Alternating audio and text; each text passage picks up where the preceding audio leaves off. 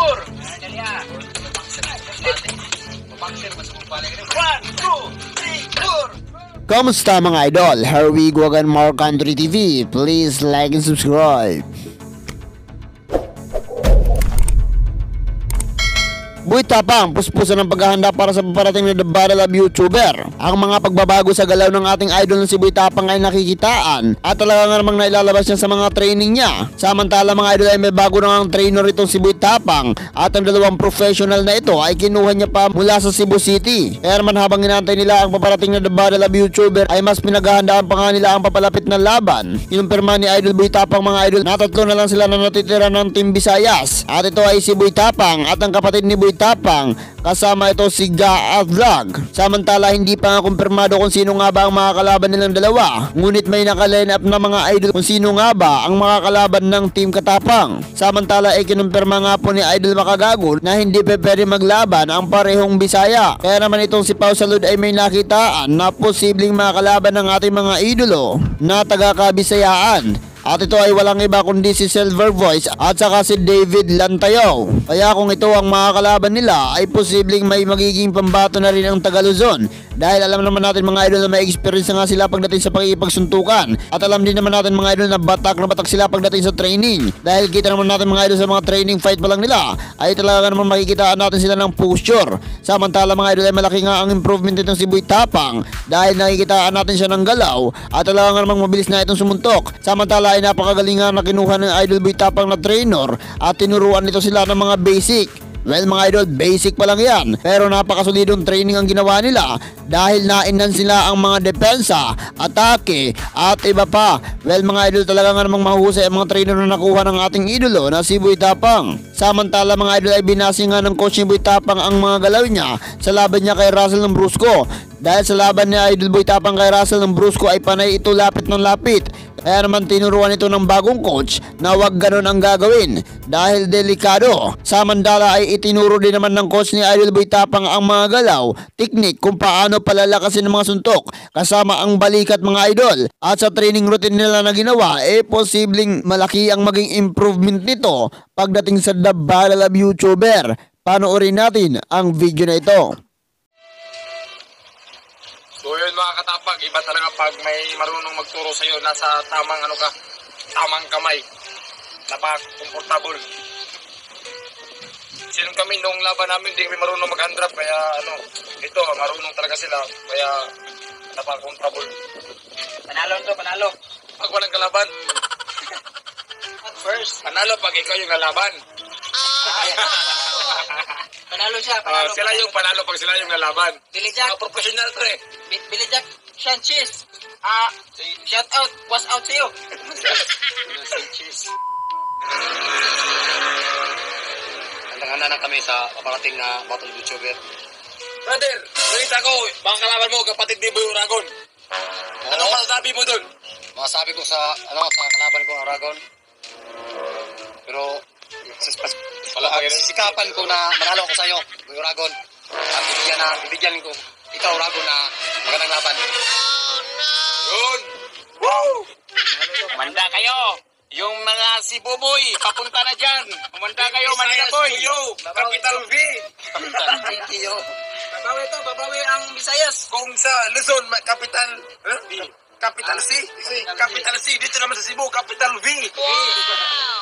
Visayas. Capital ABCD.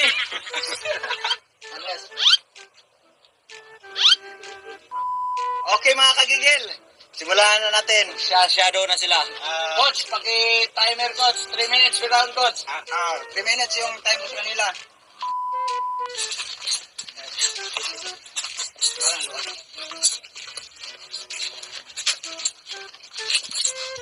Mag-tuwing siya sila eh. Ito yung pala siya.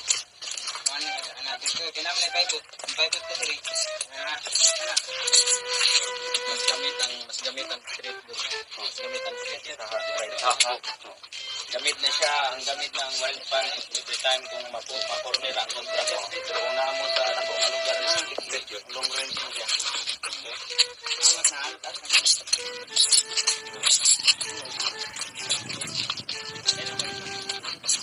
Yung natin yung pan relax. pag nagsasyado kayo, mga idol, dapat isipin nyo talaga may kalaban kayo sa harap. Palagi yan. Palagi nyo ilagay sa isipin nyo. Okay, coach. Pag mag-shadow fight kayo, isipin nyo yung kalaban nyo nasa harap. Okay? Good. Balik dol. Tagilid ka balik dol. Dahil sa teras, ising, kaling, bang.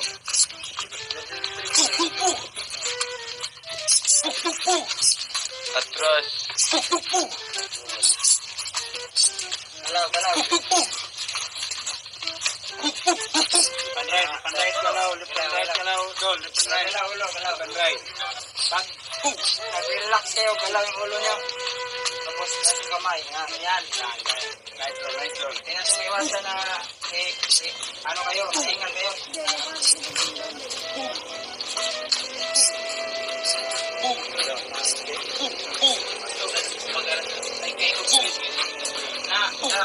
Jagdian.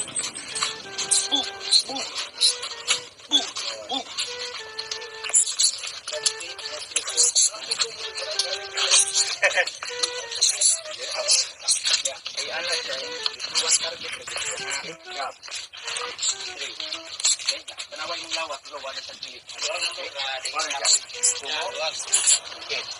Yan dol. Dati pinanood ko yung laban niyo ni Russell, yung mali mo doon kasi yung sa tuwing susuntok ka, sobrang lapit mo. Kaya wag ka na mag-step forward, twist mo lang yung suntok mo tapos twist yung paa. Yan, okay? So pagkatama niya, bang. So gaganti, paganti, then baka na mo. So wala nang aabutan yung kalaban mo. Okay? So go. Impact. Good. Yun. Yan.